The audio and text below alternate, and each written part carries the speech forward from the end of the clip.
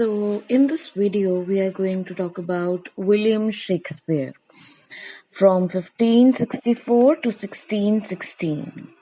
April 23rd, soon, which is going to come, is his day of birth, as per the records in the history. Now, Shakespeare is the most quoted writer and of English literature. Like, there is no comparison in how much he has been quoted. There are a lot of words which he gave to the English language. They were either from the Bible or the ones that he wrote himself. He is known as the Bard of Avon. He is known as the national poet of England. He has written 39 plays, 154 sonnets, and 2 long narrative poems. Many of them claim that, most of them were not his writings, but still, his contribution to literature is immense. Not only his writings were not only for his time, but whatever he wrote has a significance even in the present time. He explored all the avenues, be it plays, be it prose, be it theater itself. So his contribution is immensely greater than anyone of his time. So here we have, he has written, he was a part owner of the theatre company named Lord Chamberlain's Men. His plays were written in prose and blank verse, and poetry was in iambic pentameter. He is famous for his use of soliloquies and aside as theatrical device. In most of his writings, you will find a character of fool or a clown, which is often, or who is often, the most wise person in his plays. I remember the one in King Lear, and you will find in many others also. And as I said in the video with Christopher Marlowe was a great influence in his work, Marcha. So first we are going to talk about the tragedies written by Shakespeare. In these, first we have Titius and Andronicus, which was written in about 1588 to 1593. It was written in collaboration with George Bailey. The play is set in the Roman Empire and tells the fictional story of Titius, a general who is engaged in a cycle of revenge with Temora, the queen of Goths. Next we have the tragedy of Romeo and Juliet, written in 1595 to 97. It is the tragedy of two young star-crossed lovers, Romeo and Juliet.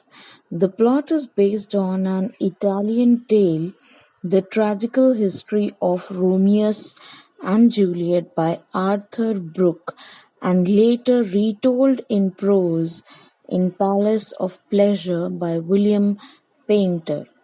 The balcony scene is illustrated by Ford Madox Brown. The play is set in Verona, Italy, begins with the street brawl between the servants of Montague and Capulet. Famous quotes from this can be, "What's in a name? That which we call a rose. By any other name would smell as sweet." Next, "Good night, good night. Parting is such sweet sorrow that I shall say good night till it be morrow. Young men's love then lies not truly in their hearts, but in their eyes. For never was a story of more woe than this of Juliet and Romeo. Next we have Julius Caesar, written in 1599, and the other name for the same is The Tragedy of Aemilius Caesar. Summary: having defeated Pompey, Julius Caesar returns home. Some Romans discuss his growing power. Without caring the warnings of soothsayer, Caesar continues to celebrate his victory. Now, soothsayer had predicted that something unfortunate is going to happen, and his wife is going to also have a nightmare with the bloodshed, which will definitely act as a supernatural element in his play. Cassius and some other Roman senators conspire against him. They also recruit Caesar's good friend Brutus too. The next day, degrading warnings of Soothsayer and his wife Calpurnia, Caesar steps inside the Senate house. The conspirators stab him to death. Mark Antony, Caesar's friend, witnessed the assassination and he decided to avenge his death. At Caesar's funeral, Brutus tells the citizens of Rome that Caesar was killed because of his ambitions threatened their liberties. Then Mark Antony incites the crowd and turns it against the conspirators with his powerful speech. Mark Antony, Octavius, and Aemilius declared as triumvirate rule and start war against Brutus and Cassius. Brutus is visited by Caesar's ghost, who warns him to meet in battle of Philippi. However, Brutus and Cassius continue to fight, but their troops were defeated and they eventually are killed in the war. Antony expresses his admiration for Brutus by saying, "This was the noblest Roman of them all." It is a historical and a tragedy play. It is set in Rome. It depicts the moral dilemma of Brutus as he joins the conspirators led by Cassius to murder Caesar, because he does not want that Caesar should become a dictator, or Rome should not be handled by dictators.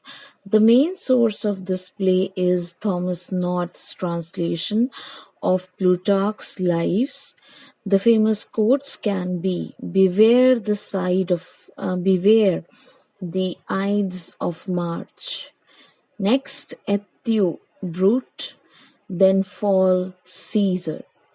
Friends, Romans, countrymen, lend me your ears. I come to bury Caesar, not to praise him. This was the noblest Roman of them all. Next we have Hamlet from 1959 to 1601, also known as The Tragedy of Hamlet, the Prince of Denmark. The ghost of Prince Hamlet's father appears to the guards of Alisnore Castle. Hamlet's trusted friend Horatio reports it to Hamlet. The ghost of Hamlet reveals that his brother murdered him and married his wife, Gertrude. So Hamlet vows to avenge his father. Son of Polonius warns his sister Ophelia against Hamlet's intentions. Claudius and Gertrude recruits two of Hamlet's friends, Rosencrantz and Guildenstern, recruit to be the eyes of Hamlet. Hamlet plans to use the staging of the play Murder of Gonzago to expose the king's guilty conscience. Polonius is stabbed to death by Hamlet by thinking it was Claudius. As a result, Laertes returns from France seeking revenge for his father. Gertrude enters with the news of Ophelia's death by drowning. Claudius devises a plot to kill Hamlet in fencing match. Laertes fences with a poisoned sword, and Claudius has a poisoned drink for Hamlet. During the match, both got wounded, and Gertrude drinks the poisoned cup and dies. Hamlet kills Claudius before dying himself. It is Shakespeare's longest play set in Denmark. It depicts the story of Prince Hamlet and his revenge against his uncle King Claudius, who has murdered Hamlet's father and married Hamlet's mother, Gertrude.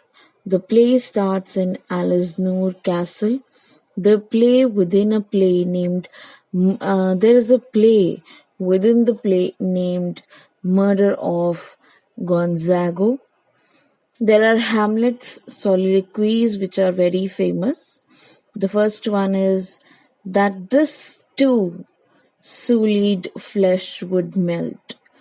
All you host of heaven, what a rogue and peasant slave I am. To be or not to be, that is the question. It's now the very witching time of night. Now might I do it, Pat, now if all is praying. How all occasions do inform against me. Sigmund Freud's thoughts regarding Hamlet are published in his Interpretation of Dreams 1899. This play is the source of Iris Murdoch's novel The Black Prince. Next we